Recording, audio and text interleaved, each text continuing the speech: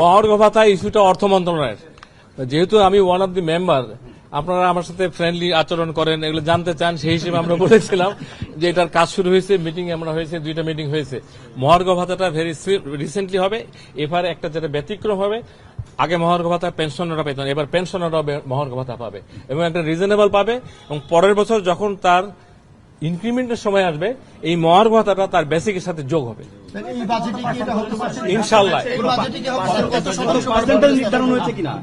আমি একটা কথার উত্তর দিতে পারবো, উনি জিজ্ঞেস করছেন এই বাজেট মানে হলো 30শে জুন, আমি বলবো অবশ্যই এর মধ্যে হবে।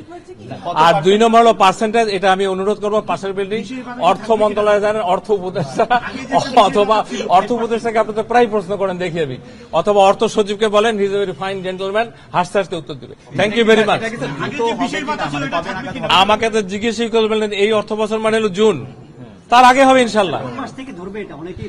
এটা হলো আমি যদি বলি অনুমান করে বলা আমার ঠিক না, এটা আপনার অর্থ উপদেষ্টা অথবা অর্থ সচিব আমার চেয়ে বেশি অথেন্টিক, কেন তারাও পাবলিক, আমিও পাবলিক, আপনারাও পাবলিকের হয়ে কাজ করতেছেন। আপনাদের মাধ্যমে যখন এই খবরটা এখনই মানুষ জানবে, সবাই খুশি হবে।